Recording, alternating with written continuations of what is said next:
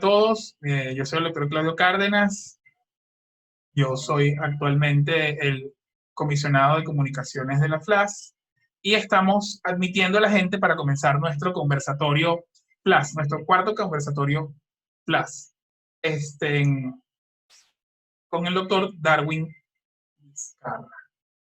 Voy a darle el micrófono a la doctora Guadalupe Terán y ya estamos con 22 personas en línea. Guadalupe.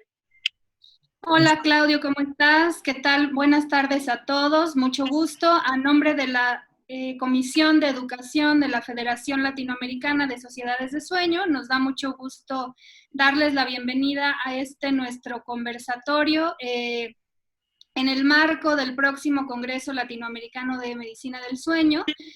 Recuerden que la idea de estas conversaciones que estamos teniendo con personas especializadas en cada uno de los temas de interés es justamente, bueno, ir generando esta comunicación, estas reflexiones en torno al sueño, en torno a la pandemia, y después sumarnos al trabajo que se llevará a cabo en el Congreso Latinoamericano, que como ustedes saben se llevará a cabo de manera virtual el 3 y 4 de septiembre. Se realizará en Chile y todos podremos verlo. Recuerden que ya están abiertas las inscripciones, pueden mandar sus trabajos de investigación, que eso es finalmente lo que enriquece estos eventos. Así que bueno, por acá estaremos compartiéndoles más información más adelante y también la pueden encontrar en nuestras redes sociales. Bueno, pues voy a darle la palabra al doctor Claudio para que por favor nos ayude a dar la introducción a nuestro ponente del día de hoy y pues muchas gracias por estar aquí. Recuerden ir haciendo sus preguntas por favor a través del chat. El doctor hará una presentación y al final tendremos tiempo para preguntas y respuestas. Muchas gracias. Gracias, Guadalupe. Bueno, se menciona que, de hecho, cuando uno revisa toda la documentación en telemedicina, en medicina del sueño, uno se da cuenta de que comienzan todas las explicaciones diciendo de que la medicina del sueño nació con los avances tecnológicos. Mucho de lo que ocurre en medicina del sueño ha sido gracias a los avances tecnológicos y a todo lo que se logró. Y bueno, por supuesto, la invención del polisomnógrafo, la invención del CPAP. O sea, la tecnología ha ido de la mano con la medicina del sueño. Muchas personas se han involucrado en esos temas. Una de esas personas es el doctor Darwin Vizcarra, que tiene bastante tiempo trabajando en ello, no solamente en telemedicina, medicina del sueño, sino que él es un nombre reconocido en la medicina del sueño latinoamericana y mundial.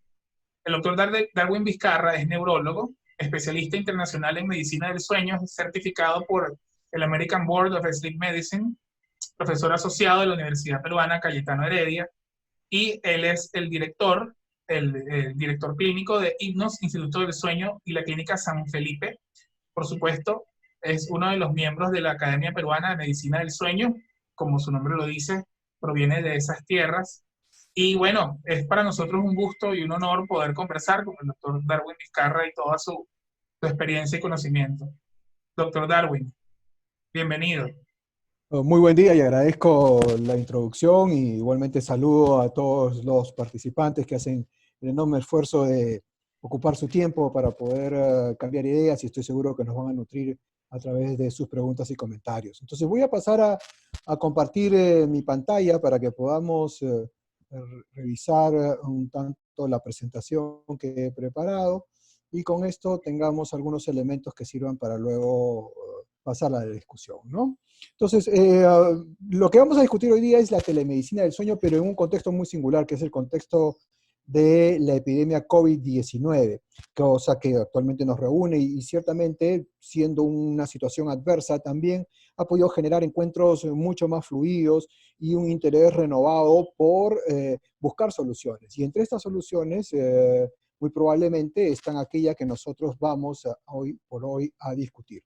En primer lugar, desde el punto de vista de conflictos de interés, que es algo que es siempre muy importante destacar, no tengo ninguno para esta presentación, no tengo participación económica en absoluto en ningún centro desarrollador de software o compañía de servicios de internet o algún tipo de plataforma, ni tampoco recibí honorarios o apoyos para eventos académicos de compañías ligadas a dispositivos diagnósticos terapéuticos empleados en medicina del sueño, algunos de los cuales serán nombrados a lo largo de esta conferencia. El siguiente punto es tratar de establecer una hoja de ruta. Entonces, esa hoja de ruta es aquello que les presento aquí. Parece un poco larga, pero vamos a tratar de hacerla sucinta, generando una historia. Y esa historia va a partir de algunos aspectos que veremos como definiciones. Veremos cuán tormentoso es el camino y trataremos de ir creando algunos términos que nos sean familiares y viendo todo esto dentro del paraguas o en la gran cobertura de los aspectos legales, de los aspectos administrativos, los aspectos técnicos y clínicos que son los que nos interesan, ¿no? Ok, entonces todos nosotros reconocemos aquí a este buen señor haciendo su primera prueba de transmisión, que es Alexander Graham Bell. Es muy interesante encontrar que en esta historia, que fue desarrollada el 10 de marzo de 1876, la primera llamada que se hizo realmente resultó siendo una llamada en relación a un problema de salud. Alexander Graham Bell venía probando su equipo de comunicación, esto tenía una batería, la batería tenía ácido sulfúrico, y el ácido sulfúrico se derrama sobre las cintas de Alexander Graham Bell, quien azorado llama a su asistente, que se encontraba en un ambiente un tanto distante, para que dieran su ayuda. Entonces podemos decir un poco que las telecomunicaciones iniciaron con una finalidad de salud, que es lo que un poco hoy día trataremos de discutir. Para poder entrar en el tema necesitamos tener herramientas, y la primera herramienta son definiciones. Y estas definiciones realmente han ido cambiando en el tiempo de una manera que, como veremos hacia el final, está explicada por algo que yo considero un error en la concepción misma de todo este elemento. El primer aspecto a definir es telesalud. Telesalud es en general un concepto que se basa en la distancia entre dos actores. Estos dos actores son el personal de salud y los clientes o los usuarios de este servicio, que pueden ser otro personal de salud o pueden ser las propias personas. Se desarrolla a través de tecnologías de información y comunicación. Las tecnologías de información y comunicación son la suma, en este caso armoniosa, entre aquello que significa comunicación, telefonía, videollamadas, y aquello que tiene que hacer con información o informática, que básicamente son las computadoras, sus hardwares y software.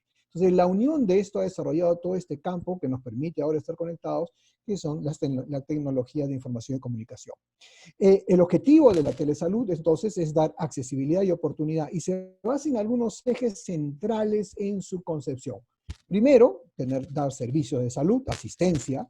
Segundo, gestionar estos servicios a través de toda una estructura administrativa.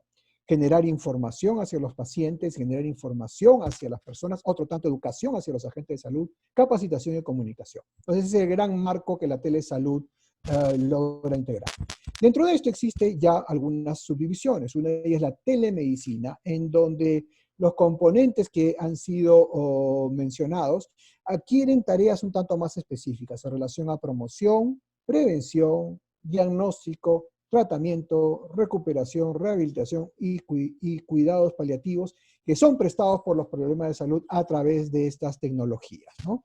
Buscando facilitar, ese es un concepto, facilitar, acercar, permitir un acceso de servicios de salud a la población. Esto, sin duda, demanda requisitos, y uno de los requisitos fundamentales hoy por hoy, siendo que estamos en la época en la cual los derechos de las personas y particularmente el respeto por su autonomía es fundamental.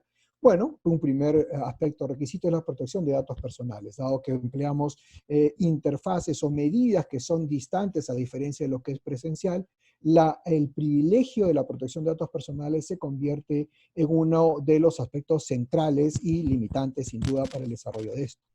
Otro aspecto elemental que es inherente a este primero es la confidencialidad y, por tanto, la seguridad de la información.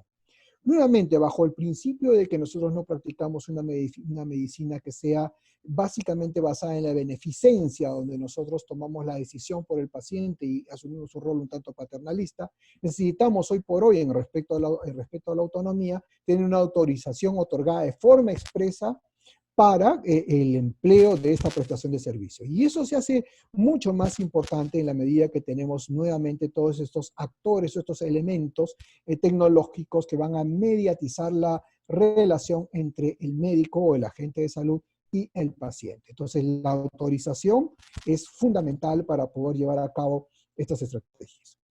¿Cuáles son las formas en las cuales esto puede desarrollarse? De dos formas que se basan básicamente en la comprensión, en el desempeño, en el tiempo. La primera, sincrónica, a través de una serie de tecnologías, pero las cuales la videoconferencia es el paradigma, y formas asincrónicas, de las cuales todos nosotros participamos. Participamos de servicios de mensajería, revisamos información almacenada que puede llegar a nuestros correos electrónicos, o a través de plataformas estructuradas para poder evaluar imágenes, registros, estudios de sueño, información de dispositivos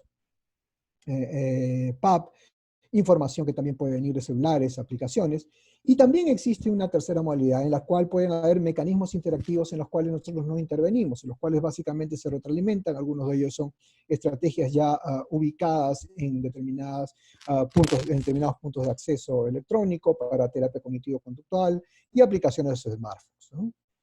Dentro de definiciones, entonces, tenemos estos aspectos que tienen que hacer con la telemedicina. Y dentro de estos se han ido incrementando subaspectos que llevan a una definición un poco más exacta de cada una de estas tareas.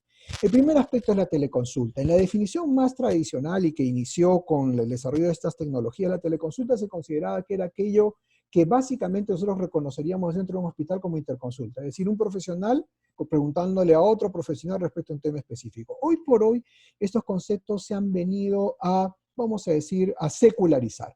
Y el concepto de teleconsulta, particularmente para nuestra normatividad en Perú, de la cual recojo estas definiciones, resume básicamente la comunicación a distancia entre un profesional de salud y una persona usuaria, a través de todas esas tecnologías. Y esa comunicación ciertamente puede ser hecha entre un hospital y otro hospital, teniendo elementos que son usualmente profesionales de salud que actúan como facilitadores de esta reunión.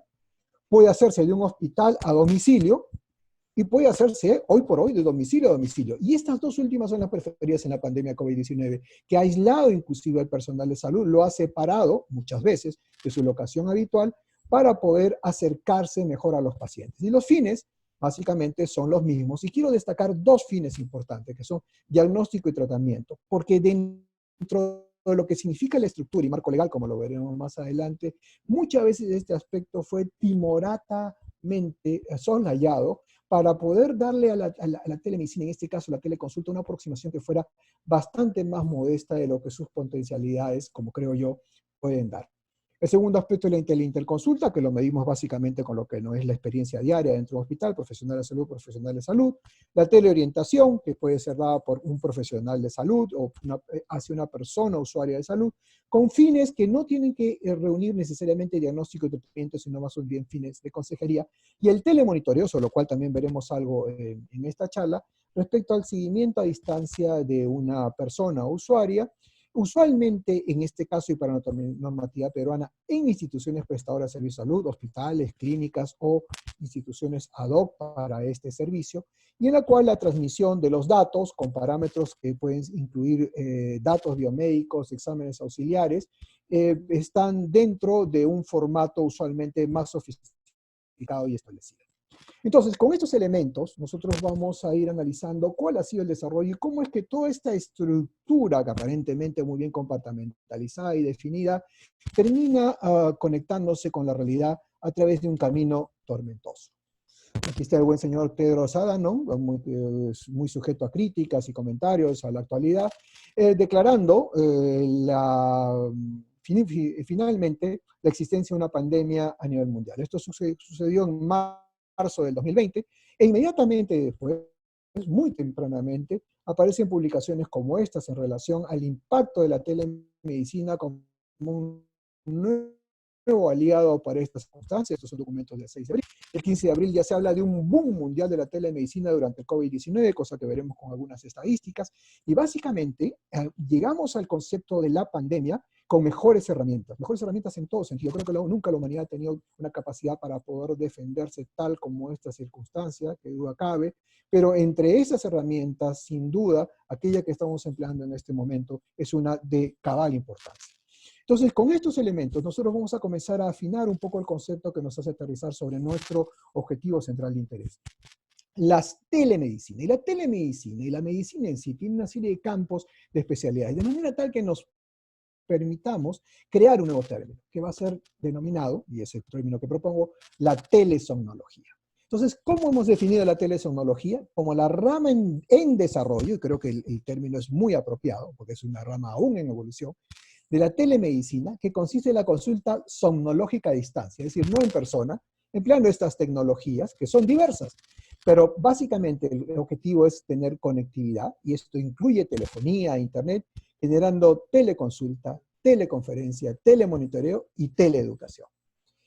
Estos elementos, sin duda, van a requerir un componente que es múltiple, y este componente múltiple se define en los 4 elementos que considero básicos: el paciente, el profesional a cargo de la acción, las tecnologías de información y comunicación y el marco legal y administrativo. Veamos entonces algunos aspectos de esta nueva definición de telesomnología en el contexto de la pandemia, y comencemos detallando las tecnologías de información y comunicación. Esta lámina que les presento ha sido extraída de las recomendaciones de la Asociación Americana de Telemedicina, y como vemos, tienen mucho que hacer con aspectos técnicos respecto a los requerimientos para que esto se vea ejecutado: el ancho de banda, la capacidad de resolución, los softwares, equipos de diagnóstico, y puntos importantes y muy detallados, aquellos que tienen que hacer con seguridad y privacidad de los datos. Bueno, sin duda son requisitos muy loables y muy importantes. Pero todo esto, a su vez, como toda obra humana, establece una relación entre haber y deber. En el haber de estas tecnologías tenemos que puede permitir acceso, o sin duda, al somnólogo, limitado por causas geográficas, a poder acercarse a los pacientes. Este acceso puede ser rápido para un cuidado especializado, puede permitir monitorear tratamientos, da oportunidad, puede mejorar la satisfacción del paciente, puede ayudar al somnólogo a mantener el trabajo que para otras circunstancias podría llevarlo a la claudicación, y a su vez atender lugares remotos. Pero ¿cuáles son los aspectos en deber? En el deber está la disponibilidad de una comunicación suficiente, en los cuales el ancho de banda es un aspecto crítico, como veremos más adelante. La experiencia que debemos tener los médicos para poder manejar estas tecnologías, al igual que los pacientes. Requerimos estudio de satisfacción, saber si todo aquello que nosotros planteamos en nuestra mente realmente está teniendo el impacto que nosotros buscamos. Esto va de la mano con una normatividad que puede ser estimulante o restrictiva de esta actividad, y que puede ser o muy sencilla o farragosa, siendo que la legislación en general en América Latina tiene una gran tendencia a ser lo segundo. A su vez demanda plataformas que sean seguras, amigables, y que sean lo que llamamos nosotros en Perú bueno, bonito y barato. Es decir, que estén accesibles, funcionen y no cuesten mucho. Y de igual manera puedan permitir insertar los registros, como el caso de la historia clínica, y por supuesto los aspectos económicos y tarifarios que tienen que discutirse, ¿no? Entonces, desde el punto de vista de la disponibilidad y el nivel macro de tecnología, este gráfico que les muestro aquí señala en relación a varios países de América Latina el número de usuarios por Internet. No sorprende que los países con mayor población tengan mayor número de usuarios. Por tanto, es conveniente que nosotros ajustemos esto a variables que han sido muy bien definidas en un estudio sobre la digitalización en América Latina, y publicado muy recientemente en abril del presente año, en un trabajo auspiciado por la Corporación Andina de Fomento. ¿Qué es lo que encontramos ahí? En general, que la penetración de Internet va creciendo, año a año va creciendo, y esa es una muy buena noticia, pero crece de forma disímil. Si nosotros comparamos con los países de la OCDE, lugar al cual todos los países de América Latina aparentemente aspiramos y utilizamos como norte en nuestra valoración socioeconómica, encontramos que el promedio de América Latina todavía está distante de esto. Y cuando analizamos los datos en relación a la penetración de Internet, veamos que tenemos números tan disímiles como los que puede presentar El Salvador en relación a los que puede presentar de pronto República Dominicana o Chile o Brasil. Ahora, el analizar la penetración de Internet no necesariamente significa que esta Internet sea de calidad. Y para ello se han creado 4 aspectos de evaluación sobre la calidad social y funcional de la Internet. No es lo mismo tener información para compartir redes sociales, TikTok o Facebook, que tener aquellas que puedan funcionalmente ser relevantes para la sociedad. Por tanto, el uso de Internet, de apps de salud, apps educativas, plataformas para trámites financieros y comercio electrónico se han establecido como aquellas que definen mejor la capacidad de beneficio de estas tecnologías. Y con este concepto se ha creado otro que me parece sumamente interesante, que es el índice de resiliencia digital del hogar. ¿Qué significa eso? Que en la medida que estas formas de uso de Internet sean conspicuamente más empleadas, tenemos una mayor capacidad de poder lidiar ¿con qué? Con la pandemia. nuestra capacidad de soporte económico, social y de salud estaría muy relacionado con la capacidad que nosotros tengamos una mejor conectividad y un mejor uso de Internet. Y para esto hay números muy interesantes en relación a la incidencia sobre el Producto Bruto Interno que este tipo de uso de las redes tiene. Y como vemos es bastante disímil. Tenemos un índice de resiliencia, por ejemplo, bastante bajo en Bolivia, en tanto podemos tener un índice mucho más elevado en Brasil y en Chile. Entonces hay elementos que tienen que hacer con estos aspectos, de los cuales quiero destacar las apps en salud, que son parte del aspecto de resiliencia y de forma en la cual los países podemos lidiar. Todo esto entonces, desde el punto de vista tecnológico, demanda la existencia de plataformas. Y estas plataformas, ya hablando de salud, son algunas de las cuales aquí menciono. He utilizado esta página web de Capterra, en el cual a través de una simplificación muy, muy interesante, he podido recoger 162 plataformas que sirven para salud. 162 plataformas, es una cantidad de plataformas. Y estas plataformas tienen aspectos distintivos muy interesantes. Por ejemplo, su implementación. Si la implementación está en la nube, si sirve para móviles, si sirve para Android o para iOS. Si es que las funcionalidades, como vemos aquí, son diversas. Si pueden permitir videoconferencias, sean para fines médicos, dan mensajería, en fin. Es decir, existen una serie de posibilidades. Y esas posibilidades también se ven en sus funcionalidades. Por ejemplo, hablando de los softwares de telemedicina, esto puede trabajarse para varios profesionales, puede tener formularios online, puede dar recetas, puede gestionar, puede haber gestión, es decir, validación y estructura económica también para que pueda ser empleada en esto, que incluye la facturación, que incluye mensajería. Es decir, es como tener una clínica virtual. Y esa clínica virtual puede obtenerse a través de todas estas plataformas que, dependiendo de su costo, dependiendo de su confiabilidad, inclusive pueden reconocerse como estándares que desde el punto de vista legal son sometidos y aprobados. Ahora, todo este aspecto que indudablemente habla de una normatividad en situación ideal muy bien sostenida, ciertamente en el proceso de la pandemia y en el proceso dramático, yo diría catastrófico de la pandemia, indudablemente comienza a ser quebrado. ¿Por qué?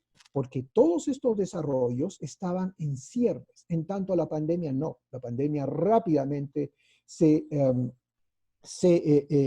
internalizó y generó toda esta gran magnitud. Por tanto, ha habido un divorcio o una disonancia entre lo que son todos estos aspectos de plataformas con aquello que las personas tienen y que los médicos aún no necesitamos. Entonces, esto ha llevado a que las plataformas tecnológicas actualmente sean las plataformas que se puedan emplear. Y ciertamente esto ha hecho entonces que exista ahora una mayor comunicación basada no en la sofisticación de las plataformas, sino más bien en la capacidad que las personas tengan de poder emplearlas.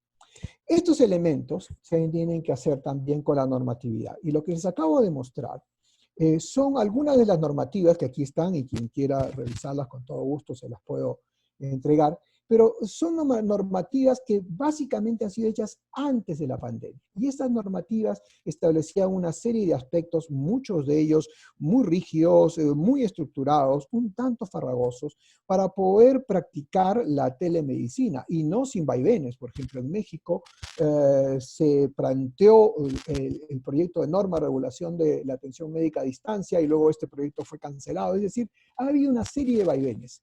Esos vaivenes, inclusive, han llevado a que en algún momento los médicos, ya hablo en este caso del Colegio Médico del Perú, anecdóticamente, esto es prepandemia, hayan señalado cosas como las siguientes: advertir el peligro de realizar consultas médicas por videollamadas. Y esto básicamente fue hecho en relación a una compañía aseguradora que comenzó a trabajar con aplicaciones de, entre comillas, médico virtual. Entonces, fíjense cómo hace muy pocos meses el Colegio Médico del Perú consideraba que era inadecuado e inapropiado el uso de estas tecnologías. Pues bien, hace algún tiempo ya el ministro de Salud fue trabajando, el Ministerio de Salud fue trabajando con la posibilidad, sin duda, de utilizar estas tecnologías. Y esta nota que señalo aquí es una nota antigua. Fíjese, en ese tiempo se habla de 363 casos de COVID. Como verán, es de eso hace ya varias semanas y meses. Hoy tenemos casi 1000 veces más de estos casos, lamentablemente, en Perú. Pero lo sustantivo está en que en ese momento el Ministerio de Salud, y en este caso el Ministro de Salud a través de su comunicación, ya señalaba la posibilidad de generar teleconsultas y es más, de generar aplicativos móviles de autodiagnóstico. Recordemos lo que el Colegio Médico había propuesto, que no se utilice estas medidas apenas 2 meses atrás, y en cambio el enorme cambio que la epidemia del COVID demanda. Entonces, como siempre, los términos, las leyes, los reglamentos terminan colisionando con la realidad. Y eso es lo que quiero señalarles. Las directivas, por ejemplo, que en Perú el Ministerio de Salud estableció respecto a telemedicina al 26 de marzo de 2020, cuando ya teníamos la pandemia, no mencionaban en absoluto un componente ligado a lo mismo. Se hablaba de las instituciones prestadoras de salud y de términos que claramente en el contexto del aislamiento que existía ya y en el contexto de los servicios de salud ambulatorios que habían sido cerrados por la autoridad de salud, hacía absolutamente incongruente crear normativas que iban a ser en absoluto posibles de realizar. Y nuevamente, la advertencia del Colegio Médico en relación a esto, nuevamente más comunicados. Finalmente, el concepto mismo fue basándose también en conceptos que son internacionales, en relación a establecer, en primer lugar, que el consentimiento informado es importante, y eso sigo sosteniéndolo, que existían instituciones prestadoras de salud, es decir, no hablábamos de los médicos que pudieran trabajarlo desde su propio domicilio, y las limitaciones para el uso de estas tecnologías, que las veremos en adelante. Entonces, estos conceptos, podríamos decir, claro, quizás la norma peruana de alguna manera tiene sus aspectos privativos en relación a otros países, y eso es cierto. En comparación, tenemos aquí lo que la legislación y la normativa colombiana fue especificada en estos primeros albores del desarrollo de la pandemia. La teleorientación, que hoy llamaríamos teleconsulta en salud, incluía para Colombia un aspecto central, que es el aspecto de diagnóstico y tratamiento. En tanto, la normativa peruana no lo incluía. Es decir, nuevamente, a nivel de América Latina tenemos que existen niveles de desarrollo, y no solamente desde el punto de vista técnico, sino desde el punto de vista del componente legal y normativo que los diferencia. En Perú, finalmente, ya el 10 de mayo, fíjese todo el tiempo que pasó, nosotros desde el día 16 de marzo iniciamos la pandemia en Perú, el 10 de mayo se hizo un cambio legislativo de los muchos que han sido hechos a través del entorno de la pandemia, y por el cual se pudo finalmente simplificar el concepto, permitir que las personas pudieran identificarse, conectarse a través de métodos en los cuales el médico y el paciente pudieran conectarse directamente, enfatizar el consentimiento informado, y todo esto, que es un decreto legislativo, se propuso que debería ser en 2 semanas reglamentado. Bueno, ya estamos al 10 de mayo, perdón, esto fue hecho el 10 de mayo, estamos al 14 de junio y hasta ahora no tenemos el reglamento. ¿Qué sucedió en los Estados Unidos? En los Estados Unidos, la Academia Americana de Medicina del Sueño, cosa que también fue hecha en una serie de ramas y especialidades, estableció conceptos que rápidamente se adaptaron hacia la realidad. Primera decisión fue que se consideraba como equivalente una visita en persona como una visita a través de la tecnología. Segundo, que no era necesario para poder utilizar la tecnología el preconocimiento del paciente. Desde otra perspectiva también, el concepto que es central a través del cual las penalidades, que son sumamente estrictas en el contexto, en los sistemas en Estados Unidos, en relación a la privacidad y a los aspectos de seguridad, cambiaron hacia un concepto básico, que es el concepto de buena fe, lo cual alivió el tremendo apego que existe hacia la formación de conceptos en los cuales existe una gran limitación para poder comunicar al médico con el paciente. Y por tanto, todos esos elementos también permitieron que muchas de las bases y muchas de las plataformas convencionales pudieran ser echadas a tratar en relación a lo que niveles más sofisticados de plataforma pudieran demandar. Y esto es precisamente lo que aquí está señalado entre los conceptos que la Academia Americana de Medicina del Sueño y los elementos de telecomunicación habitualmente auspicia, particularmente aquellos que tuvieron que hacer con aspectos que demandaban elementos de privacidad y componentes muy, muy sofisticados y muy rigurosos, fueron aliviados en función a la pandemia. Muy bien, entonces, ¿qué es lo que sucede ahora y cómo vamos movilizándonos hacia aspectos que ya van entrando en lo clínico? Entonces, hablemos de un concepto básico, que es la teleconsulta somnológica. Entonces, la teleconsulta somnológica tiene fases y tiene etapas y tiene partes. Y yo lo que vamos a comenzar a desarrollar aquí es un poco algunos elementos que ya comienzan a ir hacia lo práctico, más allá de todos los aspectos normativos y plataformas que hemos discutido. Entonces, el primer concepto en la teleconsulta es establecer cuáles son sus indicaciones. Claramente las indicaciones son aquellas que se necesitan, es decir, aquellas en las cuales no podemos aplicar un encuentro presencial, existen elementos de distanciamiento y aspectos epidemiológicos que son muy claros. ¿Cuándo no está indicado? Y aquí es donde entran normativas que pueden variar mucho de país en país o estado a estado, ¿no? En general, no se recomienda hacer certificados para usos notariales o legales a través de estos sistemas. En general, casi toda la legislación va un poco en ese sentido, pero puede variar mucho de país a país. Igualmente, también no recomendaría hacer certificados de este tipo notariales o legales para una primera entrevista, ¿no? Igualmente, las recetas de medicamentos controlados podrán tener la posibilidad de ser admitidos a través de esta tecnología dependiendo de la normativa. Y contraindicaciones, en particular, tener mucho cuidado con los cuadros que son agudos. Nosotros podemos recibir un paciente que de pronto debuta con un cambio muy significativo, un paciente que se hace PAP y de pronto tenemos que el paciente hizo un stroke.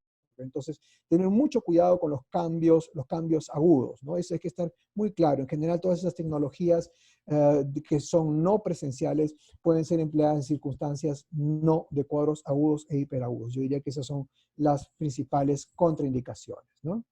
Y desde el punto de vista de un flujo de trabajo, tomando por ejemplo la actividad específica ya del marco de medicina del sueño, varios de los aspectos presenciales pueden ser perfectamente empleados en el desarrollo de telemedicina o de telesomnología, teniendo en cuenta que de acuerdo a las recomendaciones de la FLAS, el uso de estudios de noche dividida y polisonografías en el contexto de la pandemia se conviene a buscar, a no emplearlo o que esto sea una excepción. Antes de la teleconsulta, ¿qué estrategias debemos tener? Primero, aspecto sustantivo. Debemos identificar bien a los pacientes y servicios candidatos. Es decir, ya dijimos nada que sea agudo, cuidado con las contraindicaciones. Segundo, debemos informar absolutamente claras las condiciones, particularmente las limitaciones para entender y dar a entender al paciente de que esto existe así. Y esto tiene que ser plasmado en un consentimiento informado. Yo creo que ese es un aspecto absolutamente central. Y esos elementos pueden hacerse a través de una serie de vías en las cuales el consentimiento informado puede, dependiendo de la normatividad, demandar firma electrónica, cosa que no es muy común, o de pronto un mensaje de voz que puede ser suficiente. Para nosotros un mensaje de voz grabado dentro de una capacidad de reconocimiento del sujeto puede ser suficiente. Establecer los costos de las atenciones, que tienen que ser costos que son del bolsillo del paciente o los sistemas que lo puedan considerar. Y una vez recibido el consentimiento, enviar cuestionarios que son muy útiles o con la praxis con la que habitualmente se logra hacer. Puede ser diarios de sueño y en función a eso establecer la hora de inicio y duración de la consulta. Otro aspecto importante para poder llevar a cabo la teleconsulta es idealmente tener un facilitador. En medicina, tener información de alguien que ve cómo dormimos es fundamental, nos ayuda muchísimo. Y aquí ese informante puede ser también un facilitador que tecnológicamente ayude para poder hacer la consulta. Es importante tener implementos en avance, y esos implementos pueden ser tan sencillos como tener una cinta métrica, una linterna. Tener un tensiómetro, hoy por hoy mucha gente los tiene, quizás un pulso oxímetro, y tener instrumentos como cuestionarios o tener imágenes de resultados de laboratorio, todo lo que nos dé acumen. E interesantemente en el Acumen podemos también echar mano, teniendo aspectos relacionados a la validación, con los dispositivos, los wearables, los utilizables y las apps que pueden ayudar también a darnos información. Sugiero que se tengan dos plataformas al momento de hacer la telecomunicación. Una plataforma, la que querramos, la que utilicemos, y otra que siempre sirva como backup. Y esa plataforma recomiendo que sea nuestro celular. Nuestro celular dentro de la plataforma que querramos. Recordemos que los teléfonos celulares tienen mejores capacidades en términos de cámaras. La agudeza de las cámaras, los píxeles de las cámaras y la tecnología de las cámaras es superior en los teléfonos inteligentes que en las interfaces o en los hardware, como puede ser una laptop u otra. Siempre tener registro. El registro es importante. El registro puede ser a través de un registro electrónico, va a depender de la plataforma, la normativa, pero siempre tener un registro y privacidad y seguridad son importantes. Evaluar nuevamente los pagos, los convenios, la documentación. Tener siempre la recepción del consentimiento. El consentimiento es siempre la llave que va a abrir el encuentro. Eso es sumamente importante. Tener cuidado con la privacidad, eso es importante tanto para el paciente como para el profesional de salud, y en función a eso se hace la comunicación, ¿no? Entonces, el inicio de esto, ¿cómo se hace? Se hace como se hace habitualmente, pero hay ciertos aspectos que nosotros tenemos que recordar, ¿no? Un primer aspecto importante es certificar que hay una buena condición de luz, sonido, ambiente y conectividad para poder dar luz verde al inicio de esto. Y recomiendo que se haga esto a través de una lista de chequeo. Esta lista de chequeo, en primer lugar, tiene, número 1, identificar adecuadamente al paciente con todos los elementos que uno puede identificarlo. Esto es absolutamente central. Segundo es identificar dónde está el paciente. Eso también es importante. Y es importante también identificar a las personas que puedan acompañar el encuentro. Recordemos que el aspecto de seguridad en la información es fundamental, y también quién nos puede ayudar y quién puede ser un surrogado para poder desarrollar el encuentro. En tercer lugar es revisar si el consentimiento informado. Tercera vez, el consentimiento es absolutamente central. La grabación del proceso mismo de la teleconsulta es algo que está sujeto a la normativa. Yo por lo general recomiendo que no, y salvo que las propias normativas o las plataformas así lo demanden, pero es mejor no tener esto. Yo creo que poder hacer un informe de la atención, eso es mucho más hábil en su desempeño. Recordar que en la medida que nosotros hacemos grabaciones, también aumentamos el riesgo de que el aspecto de privación y seguridad se afecte de mayor posibilidad. Otro elemento absolutamente importante está en tener en cuenta que así como nosotros decimos no vamos a grabar, no tenemos la conciencia absoluta de que podamos ser grabados. En todo caso, este tipo de comunicación abre esa posibilidad, y es algo que nosotros tendríamos que tomar decisión si aceptamos o no el ser grabados, ¿no? Y explicamos en avance todas las contingencias que pueden suceder ante la interrupción en la señal. Por eso tener un backup, tener dos tipos de plataformas, una plataforma oficial y el celular, nos da la oportunidad de tener siempre la posibilidad de mantener el vínculo, ¿no? Igualmente, el consentimiento, como hemos dicho, debe tener cualidades, y esas cualidades básicamente deben establecer las limitaciones, deben establecer los elementos básicos en los cuales haya una comprensión del método, y a su vez abrir también la posibilidad que el paciente tenga la chance de tener un encuentro personal o un encuentro en persona en la medida que esto sea necesario. Algunos pequeños consejos. Siempre iniciar la entrevista al propio estilo. Cada uno tiene el estilo de cómo manejarlo, y recordemos que en general nuestra capacidad de manejo a través de la comunicación no verbal se ve limitada por la capacidad de la pantalla. La capacidad de la pantalla no es suficiente, por tanto solo tenemos manos, sonrisa, visión, y debemos tratar de mantener la visión sobre el objetivo que es la propia cámara, y a través de ello mantener al máximo nuestra comunicación. Recordemos que al no tener comunicación verbal, nuevamente está limitada. Otro aspecto importante es hacer que la dicción sea mucho más lenta, toma más tiempo. ¿Por qué? Porque puede existir un retraso en la comunicación. Ese retraso, dependiendo del ancho de banda y y el nivel de comunicación puede estar limitado. Y por tanto es importante que nosotros hagamos las cosas con mayor pausa y que probablemente nuestras decisiones establezcan siempre una introducción, un introito antes de un mensaje. Podemos utilizar, por ejemplo, vamos a desarrollar un cuestionario de 10 preguntas. Entonces vamos haciéndolo eso, el paciente está atento a que esto sea, ¿no? Vamos a hacer 3 estudios adicionales. Ahora vamos a caminar, es decir, dando siempre una introducción que permita que ante cualquier interferencia en la comunicación podamos seguir adelante.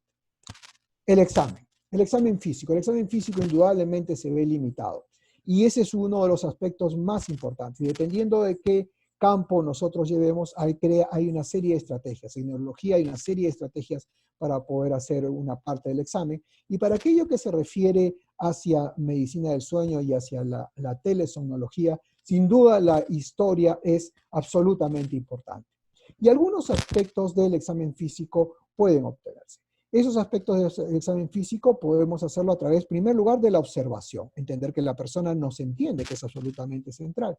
En segundo lugar, evaluar aspectos que tienen que hacer con la evaluación de las facies, las asimetrías, examinar al paciente de perfil, ver la apertura y cierre de la boca, ver la motilidad de la lengua, la elevación del paladar y algunos datos, como podríamos verlos a través de estas fotografías. Estas fotografías han sido hechas utilizando básicamente la misma técnica y en este caso utilizando un teléfono móvil, un teléfono celular, que como vemos tiene la capacidad, y en este caso he tomado fotos, por ejemplo tenemos un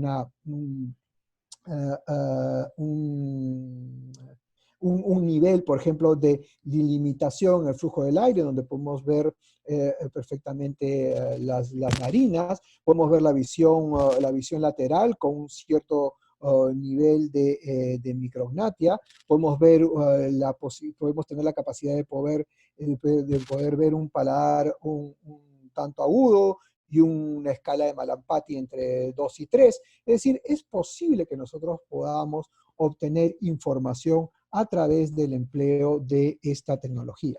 Sin duda, esta es una limitación.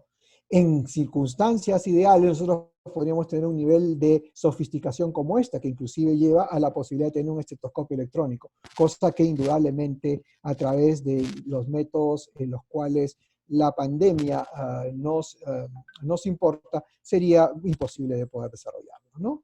Entonces, en conclusión, nosotros tenemos aspectos que tienen que hacer con elementos en los cuales tenemos que tomar una decisión. La primera decisión es, si nosotros ya hemos llegado a una conclusión sobre lo que queremos hacer, debemos transmitir a través de un diálogo simple, estar muy atentos a que no existan interrupciones que puedan limitar nuestra capacidad de poder hacernos entender en relación a lo que queremos decir.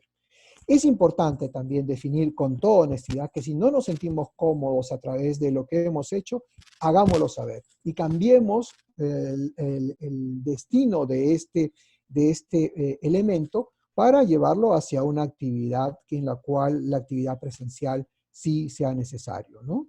Igualmente podemos generar órdenes médicas de formularios, pueden ser formularios electrónicos, se puede enviar por correo, y las telerecetas que pueden ir para igualmente medicamentos. Las normativas y las leyes pueden establecer que puedan ser viables el empleo de modalidades que puedan permitir medicamentos controlados o no. Eso va a depender de cada norma legal. En términos de lo que significa la evaluación continua de la telesomnología. Entonces, esta evaluación en esencia nos lleva hacia aspectos que tienen que hacer con la conformidad de las normas, que son muy importantes. La medición de los procesos, que son los estándares de la Academia Americana de Medicina del Sueño, que son las mismas que se emplean dentro de lo que se consideran buenas acciones y buscar una consulta abierta. Por tanto, todos estos aspectos en realidad se siguen manejando, pero hay elementos que sin duda vamos a tener que evaluar. Y dentro de los aspectos que tenemos que evaluar, la ética es fundamental. Y esta ética tiene que hacer con limitaciones claras en las cuales los conflictos financieros, la relación médico-paciente y los intereses que pueden existir en relación al uso o no, o a la posibilidad de emplear elementos o no, y los elementos que tienen que hacer con costos y beneficios, tienen que ser claramente vistos. Por tanto, vamos a mirar ahora algunos aspectos en los cuales la telesomnología puede ayudarnos. Y esta es una revisión sistemática publicada el año 2017 en relación a las ventajas que pueden incluirse en el empleo de la telesalud en relación a apnea del sueño, apnea y hipopnea del sueño. ¿Cuál es la discusión, luego análisis de evidencia llevado a esto y utilizando un mecanismo adecuado para poder establecer la importancia o no y la validez de la evidencia? La conclusión en esencia de esta revisión fue la siguiente. El uso de telemedicina para lo que significa apnea del sueño, para lo que significa diagnóstico y tratamiento, en general no parece tener limitaciones francas. Es decir, no parece ir ni a favor ni en contra. Y abre la chance a que pudiera ser una herramienta útil para el desempeño en esta situación. En relación a otro tipo de problema, como es el problema del insomnio, también se han hecho reflexiones. Y el año 2019 fue presentada, por ejemplo, a considerar la eficacia de terapias que emplean la telemedicina, por ejemplo, para terapia cognitivo-conductual. Y 2 trabajos demostraron la funcionalidad y la capacidad que tienen estas estrategias de poder ser útiles para la terapia cognitivo-conductual a través de telemedicina y su eficacia. Del mismo modo, existe ya un ensayo clínico que está en curso, que todavía está buscando evaluar pacientes para desarrollar mayor conocimiento respecto a esta tecnología en el caso de narcolepsia, y aquí les presento algunas de estas imágenes. Muy bien, entonces, el telemonitoreo. ¿Qué es el telemonitoreo? El telemonitoreo es aquello que nos permite, más allá de la teleconsulta, establecer algunos aspectos. Y básicamente, en esencia, busca a través de tecnología y plataformas permitir un seguimiento adecuado. Y para ello, básicamente, tenemos dispositivos clínicos, como son el empleo del CPAP y la comunicación de datos, dispositivos no clínicos, como son los que se emplean sin contactos y que son los dispositivos, básicamente dispositivos utilitarios, y los de teléfonos celulares. Veamos un poco. Esto que les presento acá es algo que todos conocemos en relación a las estrategias que se vienen empleando, y en este caso es una que, por ejemplo, ResMed emplea, para poder establecer medidas que permitan tener información a través del telemonitoreo, tanto para lo que significa seguimiento diagnóstico, para seguimiento del tratamiento, como también hacia el diagnóstico. El uso de instrumentos que pueden permitir establecer a través de comunicación, hoy por hoy están integrados hacia la posibilidad que los aspectos de telemonitoreo puedan servir en su función. Otro tanto, también Philips Respironics, a través de un sistema que es el Dream Mapper, permite también tener información que es compartida hacia los médicos o los sistemas de registro con los cuales pueden establecerse modificaciones en relación al empleo del tratamiento. ¿Qué es lo que tenemos también como novedad? Tenemos novedad, que eso es el año 2020, en los cuales ya comienzan a emplearse, es el uso de poligrafías descartables, en donde elementos como los que estoy mencionando, el Watchpad One, puede, con los costos los estoy mencionando aquí, que parecen estar en oferta, permiten establecer elementos que son para uso y descartables a través de poligrafías. Y estas poligrafías se basan en información que no tienen los elementos que habitualmente se emplean, como medición de flujo, como medición de esfuerzo respiratorio, y más bien usan los aspectos ligados a los elementos de autonomía, simpático y parasimpático, a través del empleo de una combinación de sensores que pueden ayudarnos a evaluar ronquido, a evaluar aspectos relacionados con el sistema autónomo y evaluar oximetría. Y a través de eso crear un protocolo que permite aproximarnos hacia aquello que tradicionalmente haríamos empleando otro tipo de métodos. Entonces, cuando hablamos de estos aspectos, tenemos que estos dispositivos pueden también emplearse dentro de aquellos que son ya de uso común por la población. Y tenemos dos tipos de dispositivos, aquellos que no establecen contacto y aquellos que se usan con contacto. En los que no se establecen con contacto, menciono que algunos se basan, por ejemplo, en utilizar sistemas que pueden emplearse sobre los colchones en los cuales los pacientes duermen y a través de ello detectar vía movimientos la capacidad de poder establecer sueño, contractividad. Podemos establecer a través de el empleo de videocámaras también y micrófonos la posibilidad de medir o tener estrategias para poder medir la duración de sueño y con ello establecer elementos como la eficiencia de sueño o no. De la misma manera, existen instrumentos que se han establecido como el empleo de algunos instrumentos como permiten, por ejemplo, aquellos que son empleados como pulseras. Y estas pulseras que vienen a su vez con instrumentos que pueden permitir temperaturas, pulso, frecuencia respiratoria, respuesta galvánica de la piel, sonidos o luz, pueden permitir darnos análisis para poder establecer elementos como el tiempo total de sueño, la eficiencia del mismo, ¿no?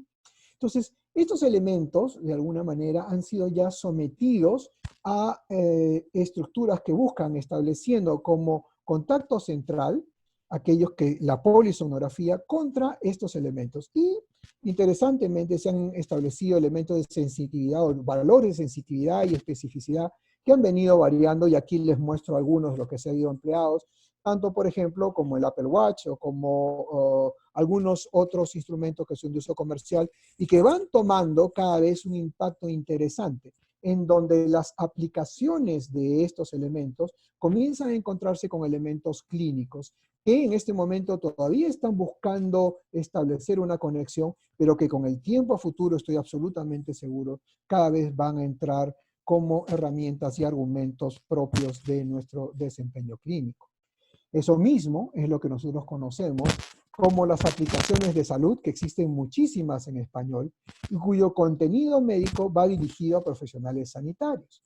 Entonces, estos aspectos de profesionalidad, si bien tienen varias funciones como información, educación, realmente adquieren dimensiones muy interesantes en relación a la monitorización. Y esto que les menciono aquí son algunos de los aspectos que clásicamente se han decidido o se han expresado en el control de la monitorización. Por ejemplo, existen elementos para poder establecer migrañas, el registro de migraña, existen elementos para poder establecer diarios en relación a dolor de cabeza y otros más. En relación a sueño, existen ya aplicaciones para el monitoreo del sueño, y estas que les menciono acá están entre las 7 más importantes. De ellas, 2, una que tiene que hacer con el empleo de sueño y androides, y otra que es la emplea de Roncolab, también evalúan unidades en relación hacia datos de ronquido. Y en base a esto es como se vienen estableciendo cada vez mecanismos de revisión en relación a estos dispositivos. Y esta es una de las revisiones más recientes, publicadas en el año 2019, en relación a la evaluación de estos dispositivos, sus tipos, análisis de mercado, y la evaluación crítica, la visión crítica de la exactitud y validación de los mismos. ¿Qué es lo que sabemos en relación a esta documentación? Sabemos que efectivamente algunas de estas funciones parecen funcionar. Una de ellas es la aplicación de sueño evaluada por Android y otra es la aplicación del programa de smartphone basados en el estudio de Bejar y Nakano. Interesantemente, la primera de las mencionadas resultó ser bastante buena y fue adquirida por una compañía que básicamente ha capturado la presencia tecnológica de este elemento y aún parece está no sujeto a la chance de que esto sea regulado desde el punto de vista de una oferta económica para que pueda ser empleado, ¿no? Entonces, ¿qué rol tienen estos elementos en la medicina clínica? El primero está en la detección y registro de ronquidos y somniloquios, la capacidad de detectar patrones respiratorios y apneas, la detección del inicio del sueño a través de paradigmas, la actigrafía con acelerómetros, la detección de movimientos periódicos, el análisis de ritmos circadianos, las revistas en relación a sueño y los cuestionarios de sueño. Entonces, este es el aspecto en el cual hoy por hoy vamos enriqueciendo nuestras posibilidades. Entonces pasamos de elementos que son tecnológicamente, inicialmente de uso popular, que cada vez comienzan a entrar en un nivel de sofisticación y cada vez comienzan a entrar en aspectos que tecnológicamente se parecen en mucho a aquellos que nosotros hemos venido empleando desde el punto de vista clínico. Estoy absolutamente seguro que en el plazo de muy corto tiempo cada vez tendremos más noticias al respecto y noticias que harán cambiar en mucho la aproximación que nosotros tenemos al empleo de esta tecnología. Muy bien, vamos a terminar entonces con información. Y esta información parte de un estudio reciente que pudimos llevar a cabo a través del grupo FLAP, que generosamente, a través de varios de los representantes de cada país, nos han permitido establecer la información que paso a compartir con ustedes. Este fue un informe reducido en donde básicamente hemos podido conseguir la participación de elementos específicos. Estos elementos específicos son, en esencia, presidentes de las diferentes asociaciones de sueño de cada país. Y básicamente lo que busca es tratar de entender hasta dónde y cómo en nuestra región vamos trabajando esto. El primer aspecto es la implementación de la telesalud en el país. Y como vemos, es muy visible. Colombia tiene uno de los niveles más altos de implementación de la telesalud en el país. Y en casi todos los países, el aspecto de implementación entre los centros de salud privados comparado contra los centros de salud públicos establece una diferencia a favor de los centros de salud privados. Esto es sumamente interesante. ¿Esto qué quiere decir? Quiere decir que el aspecto privado parece todavía imponerse sobre el aspecto público. Y el aspecto público, por tanto, tiene un elemento de matiz y de desarrollo aún pendiente de desarrollar. Veamos nuevamente la implementación de estos servicios y nuevamente destacan Colombia, Panamá, Ecuador, México, en tanto que Perú y El Salvador están más bien sometidos a un elemento aún bastante menor. Interesantemente, cuando se plantea la pregunta sobre usos de telesalud en el país, según opinión de los entrevistados, estos que van de capacitación de personal de salud, diagnóstico de patologías, monitoreo y adherencia a tratamiento, cambio de tratamiento, prevención y promoción de la salud, encuentran a Chile como uno de los países más desarrollados. Eso no sorprende en absoluto, dado que Chile en particular tiene unos elementos, como ya señalamos anteriormente, unos elementos más altos de resiliencia informática a nivel de América Latina. Y por tanto, eso se emplaza también o va de la mano con aquello que estamos demostrando en esta investigación, donde Chile tiene un aspecto central. En tanto así, otros países tienen una menor participación dentro de estos elementos, algunos una muy baja como Panamá y quizás como Colombia y como Perú. Cuando analizamos los usos que se dan en la telemedicina en país, también encontramos que el monitoreo y adherencia al tratamiento actúa como uno de los elementos básicos en función. Y la capacitación al personal de salud. En cambio, el diagnóstico de patologías más bien está postergado. Mucha atención a ello. De la misma manera, cuando buscamos establecer o estudiar el porcentaje de pacientes con atención de medicina del sueño por telemedicina, encontramos resultados que son absolutamente sorprendentes. Por ejemplo, en el monitoreo de la data del CEPAP, a través de estos métodos, Ecuador tiene un lineamiento y un aprovechamiento que es sumamente alto, tanto en monitoreo de datos de CEPAP, así como SAOS. En tanto, casi igual que Brasil también destaca mucho en ello, Costa Rica muy bajo, Perú bastante bajo, y en medida que vamos hacia otras actividades como trastorno de ritmo circadiano, conductas anormales durante el sueño, es cuando caemos muchísimo en la posibilidad de utilizar estos elementos clave hacia este nuevo perfil, o sea, estas nuevas necesidades. Básicamente, en resumen, tenemos que apnea del sueño, un poco la activación del CEPAP y empleo de insomnio quizás en ese orden establecido entre las aproximaciones de mayor utilidad de todas estas estrategias tecnológicas. En tanto, trastorno de ritmo circadiano y conductas anormales está muy olvidado. Y sí, el transporte público, con todos los elementos que tiene que hacer y su legislación y estrategias en sueño, reconocen también diferencias muy singulares a lo largo de los países. Esas diferencias entonces se elevan también entre las modalidades de telemedicina empleadas por los entrevistados. En general, nosotros, tenemos un elemento que es bastante diferido. Y, por ejemplo, el porcentaje de entrevistados cuyo centro de trabajo ha evaluado la implementación de telemedicina, básicamente es el 2/3, en tanto 1/3 no se ha evaluado la implementación, y la aceptación de la modalidad por el personal sanitario igualmente está bastante restringida, ¿no? Entonces, en función a esto es que se establecen limitaciones, y este estudio lo que ha permitido es establecer las barreras. Y estas barreras entonces tienen un aspecto que resalta básicamente sobre el ámbito humano, con una resistencia al cambio y prejuicios que existe y es permanente aún en nuestra región sobre el empleo de estas tecnologías en relación al uso sobre medicina del sueño, capacidades organizativas que tienen que hacer con carteras, servicios pagos y reembolsos, y capacidades económicas en relación a las limitaciones de acceso y conexión a Internet. Por tanto, hay barreras, y esas barreras básicamente tocan con 4 aspectos: las barreras económicas, las barreras tecnológicas, las barreras organizativas y las barreras de ámbito humano. Pero cuando queremos analizar nuevamente esto, ¿dónde nos pone en nuestra región, en América Latina? Y aquí quisiera terminar con el análisis. En primer lugar, el primer triángulo nos pone de arriba hacia abajo en una realidad actual. La realidad actual es que en primer lugar pesan los reglamentos. En segundo lugar, pesan las tecnologías de informática y comunicación. En tercer lugar, pesan los aspectos de los profesionales de salud. Y en cuarto lugar, los pacientes. Y cuando nosotros analizamos radicalmente todas estas estrategias siguen viviendo este aspecto. Y este aspecto que finalmente genera un abandono, que más bien la siguiente figura geométrica nos debería decir: tenemos que tener arriba la atención hacia el paciente.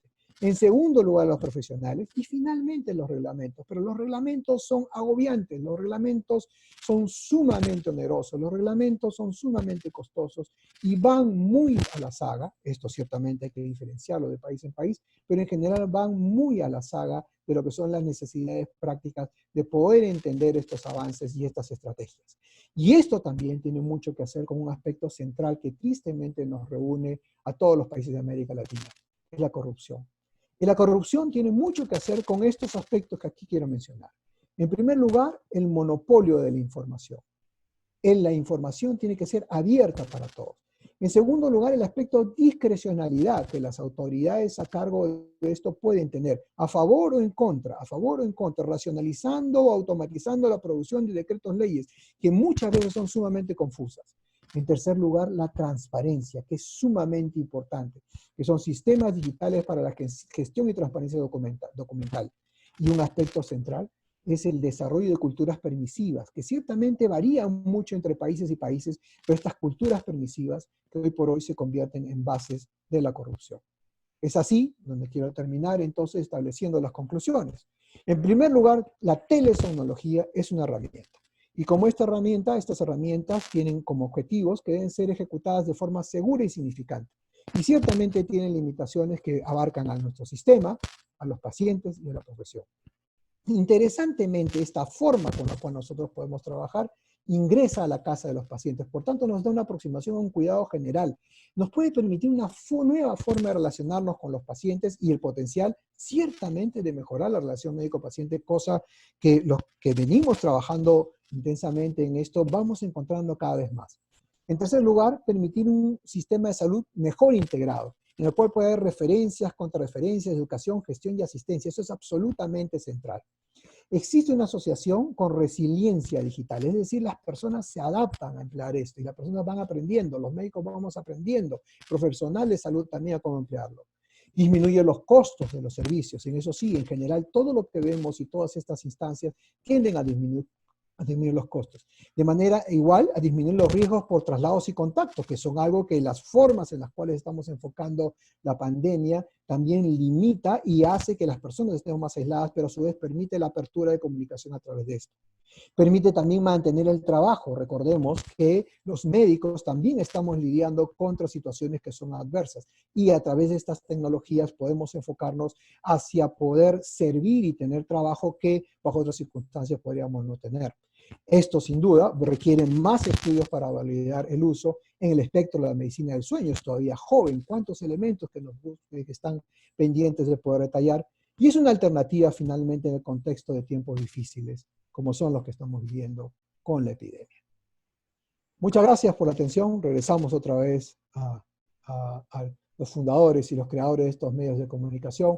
Y como vemos, finalmente esto nos reúne en todos estos aspectos que están en desarrollo, que claramente nos tocan la puerta y que demandan nuestra insistencia y nuestro esfuerzo por una comprensión y desarrollo para cada realidad.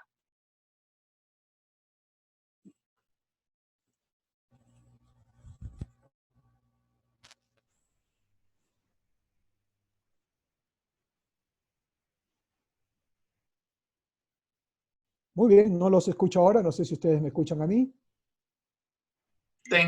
Disculpa, Ahora sí, tenía el micrófono muteado. ya. De verdad, muchísimas gracias, doctor, por la explicación. Es un tema del que no tenemos, digamos, individualmente, los médicos tenemos subconscientemente una resistencia, ¿no? No importando inclusive lo generacional, lo que hemos sido un poquito educados en la medicina tradicional, nos podemos inclusive resistir un poco a, bueno, ver un paciente sin tocarlo. Sin embargo, yo pienso que esta condición de la pandemia mundial, bueno, al que medio tenía dudas de que la telemedicina era útil, ¿sabes? Se las terminó de quitar, ¿no? Porque ha sido una aproximación que, así sea a la fuerza, nos ha permitido, ¿sabes? A entender y adentrarnos a que existen nuevas maneras de atender para no desatender, que es lo más importante. O sea, no dejar de atender, que así sea quizás nada comparable con la consulta cara a cara, pero tampoco ¿sabes? El no atender, el abandono. Hay algunas preguntas, inclusive hay gente que está ingresando ahorita al foro. No sé, Guadalupe, si tú querías comentar algo antes de continuar. Este,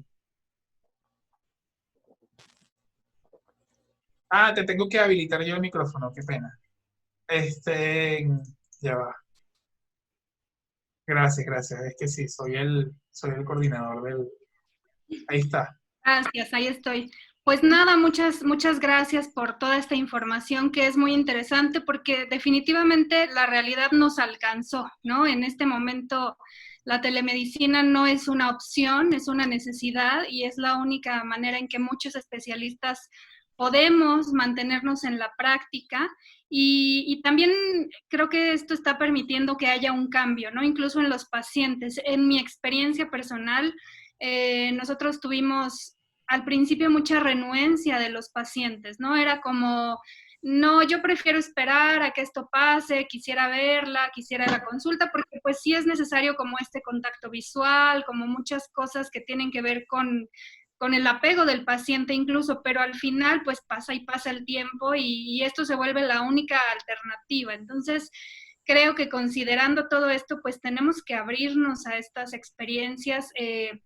Y pues obviamente iremos en el ensayo y error, ¿no? La verdad es que en una plática casual comentábamos con algunos colaboradores que hacer telemedicina a veces es más cansado, porque entre este retraso que usted mencionaba, entre que esperas a que el paciente hable y tienes que estar leyendo su lenguaje corporal y eso es más difícil cuando tienes una pantalla en medio. Entonces, creo que tenemos que ir aprendiendo de estas prácticas y definitivamente si estos datos que usted presenta los viéramos un año después, seguramente todos los países iríamos a la alza en esta práctica. Entonces, bueno, solo eso, comentar un poco la experiencia y pues agradecerle y felicitarlo por esta presentación. Muy bien, gracias. Sí, adelante. Si me preguntas, comentarios, este es un tema sin duda muy interesante, es un tema innovador, es un tema que cambia muchísimo, ¿no? Y cambia en base tanto a la experiencia, está creciendo y creo que cada vez se está eliminando más barreras, ¿no? Y cada vez hay más personas que participan, cada vez demandan más adaptaciones, más crecimiento, más desarrollo, todo es innovador, absolutamente innovador.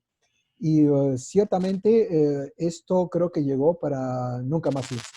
Yo creo que así nosotros quebremos la epidemia y en algún momento tengamos la posibilidad de superarla, los aspectos centrales van a mantenerse.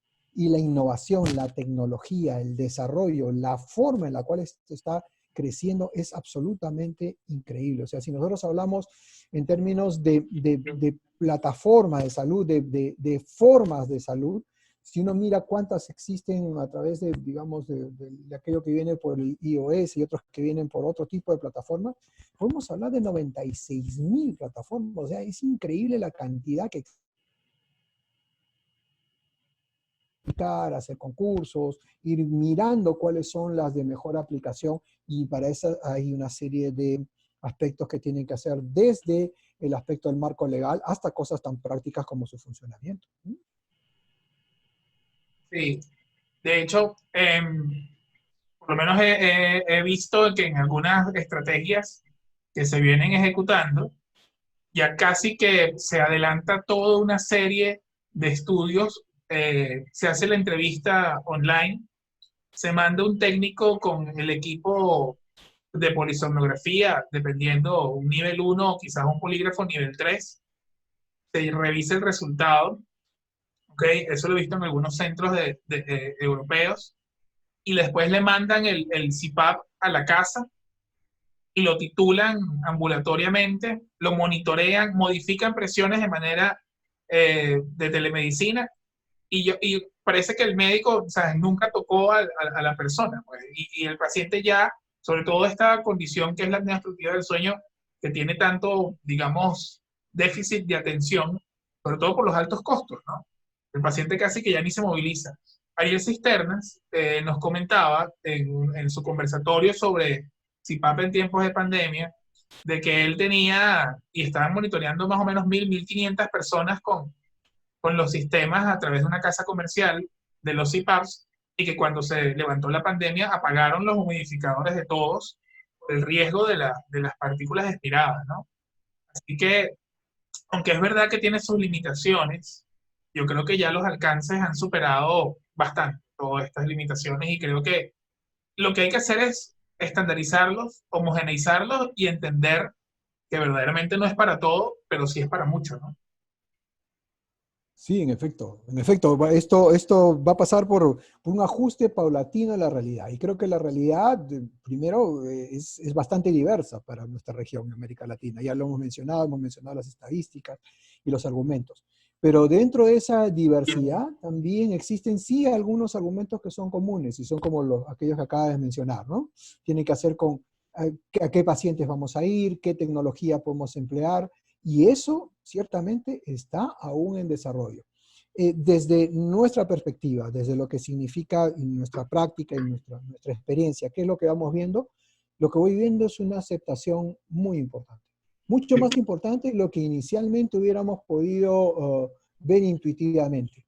Y esa aceptación surge de una necesidad, primero, que es la necesidad de lo que tienen los pacientes de mantenerse todavía al margen de las cuestiones que son presenciales, de la necesidad que tienen o tenemos los médicos de poder igualmente mantener esa distancia, y de un sistema que interesantemente va mejorando. Todavía es imperfecto, todavía es muy imperfecto para ciertas cosas y ajustes que se requieren, pero cada vez se va resolviendo, y creo que la posibilidad de ir aportando con los instrumentos y con las formas que tenemos está perfectamente abierta y es absolutamente viable, ¿no?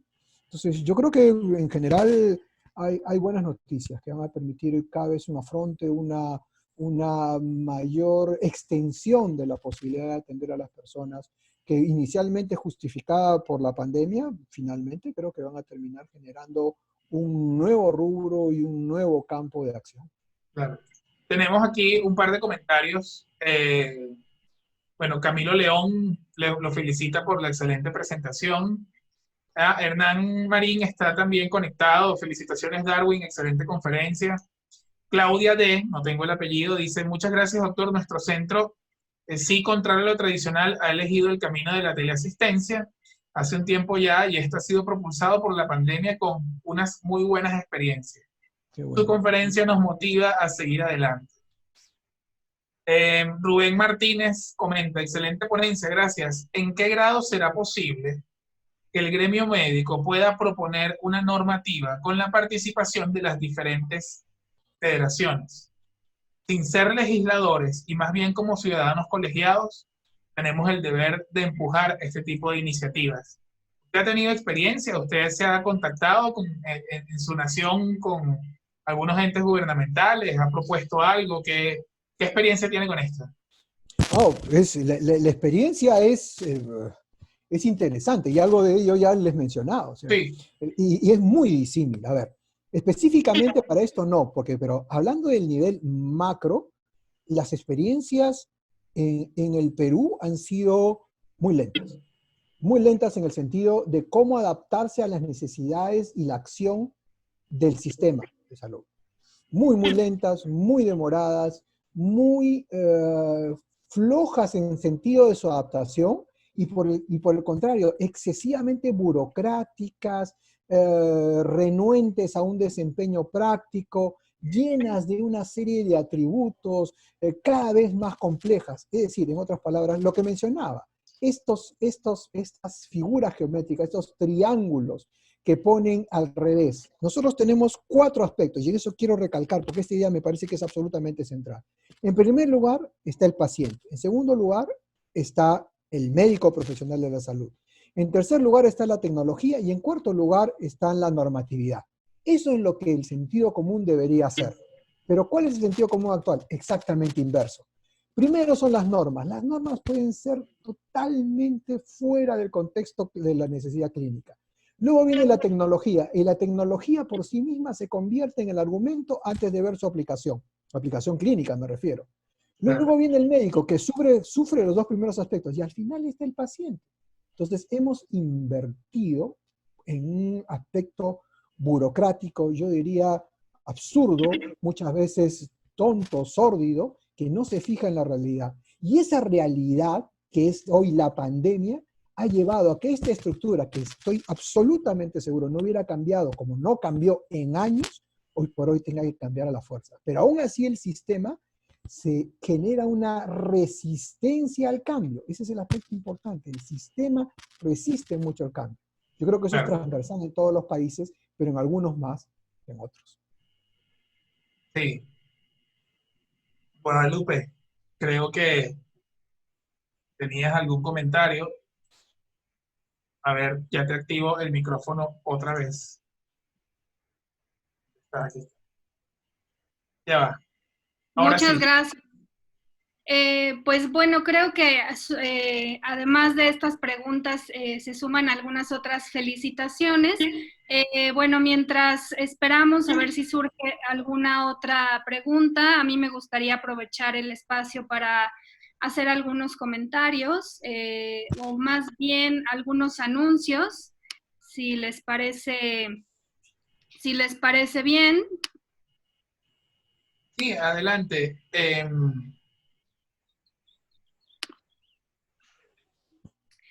Bueno, pues solamente quisiera reiterar nuevamente esta invitación a ser parte de nuestro próximo Congreso FLAS 2020 que se realizará en Chile y se llevará a cabo de manera completamente virtual. Recuerden, 3 y 4 de septiembre ya está abierta la recepción de trabajos de investigación. Nuestra página es congresoflash2020.cl, visítenla para que puedan dar un recorrido en la casona en la cual se montará todo el congreso. Habrá espacios para los stands comerciales, para la presentación de trabajos libres, en modalidad de póster, en modalidad de presentación en línea, simposios, conferencias de interés. Bueno, la Asociación Colombiana de Psicología de Sueño nos invita también a esta webinar que se llevará a cabo el día de mañana sobre insomnio y COVID, un poco sobre el abordaje de la terapia cognitivo-conductual y la realidad latinoamericana de la psicología del sueño. También están todos cordialmente invitados. Y bueno, recuerden que esta es la serie de conversatorios en el margen del próximo congreso. Dentro de 2 semanas estaremos hablando del manejo odontológico durante la pandemia y para esto nos acompañará el doctor Manuel Míguez. Recuerden, es cada 2 semanas a la misma hora. Se transmitirá igual a través de Zoom, a través de Facebook en vivo. Bueno, solamente quería aprovechar para hacer estos comunicados. Bueno, me parece que sigue sin haber por el momento otra pregunta, pero el doctor Hernán quisiera aprovechar para hacer un comentario. Entonces, si le podemos dar la palabra, Claudio, por favor. Sí, cómo no. Hernán, estás activado. Gracias, Claudio. Felicitaciones, Claudio y Guadalupe, por el manejo de la presentación del día de hoy. Al doctor Vizcarra, nuevamente los agradecimientos en nombre de la FLAS por su gran colaboración en todos estos eventos y espacios que que abrimos para la formación continua de nuestro recurso humano en Latinoamérica. Muchas gracias, doctor. Bueno, hay dos anuncios que quisiera enfocar con ustedes el día de hoy, y es el primero. Estamos en este momento en la reunión de la Comisión de Acreditación, y dentro de poco haremos un primer llamado para todos los presidentes y las asociaciones federadas para empezar a pensar y a aterrizar el documento de acreditación que ya está programado. Entonces, es una colaboración que queremos hacer extensiva a todos los miembros de las asociaciones, que se pongan en contacto con sus juntas directivas, porque es a través de las juntas directivas donde canalizaremos toda la información de este primer llamado que vamos a hacer dentro de poco. Entonces, quiero como invitarlos desde ya, pero a través de sus juntas directivas vamos a canalizar toda esta información. Y en segundo lugar, preparándonos para el Congreso, es muy importante recordar que hasta cuándo tenemos plazo para los trabajos, Guadalupe. Hasta el... Si no me equivoco, habían retrasado Sí. el ingreso hasta el 31 de julio. Okay. Corrígeme sí, si me he equivocado. Es correcto. Pero, entonces, para que presentemos todos esos trabajos, todo lo que se hace en los países, que sea realmente un encuentro entre todos, no solamente la parte informativa que podamos, o formativa que se pueda dar dentro del Congreso, sino esa actualización, como lo ha hecho el doctor Vizcarra con esa brillante investigación que está haciendo en telemedicina, y que ha tenido la deferencia de compartirnos aquí el día de hoy.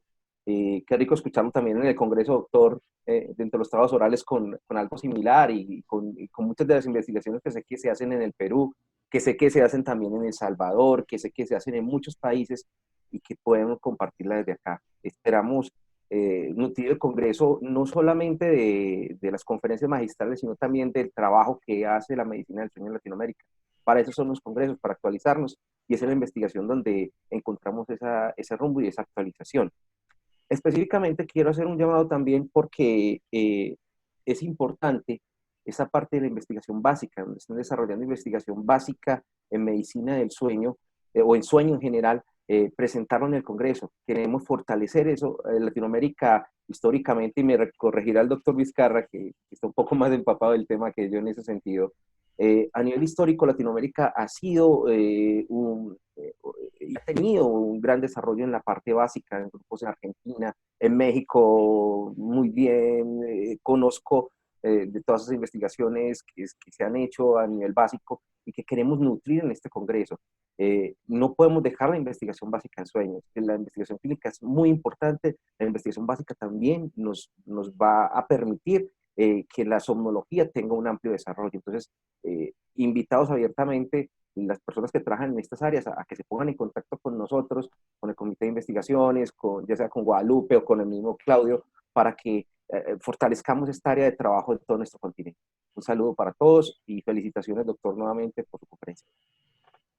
Bueno, doctor Vizcarra, creo que ya con esto ya tenemos 1 hora 20 minutos. Le dejo la palabra para que cierre. Siempre le pedimos a nuestros invitados unas píldoras. Yo sé que usted dio sus conclusiones, pero de todo esto que conversamos, ¿qué considera usted que puede ser lo más importante? Yo creo que lo más importante es tener la mente abierta y entender que esta crisis es una oportunidad para desarrollar muchas cosas. Y estas cosas son tanto un reto como otra vez una oportunidad, sobre las cuales hay que estar muy atento, hay que usar el aspecto clínico, recomendando, volviendo un poco a lo que se acaba de discutir, estar muy atentos a las estrategias que hay que individualizar con cada persona, dentro de un marco que permanentemente va creciendo y va desarrollando.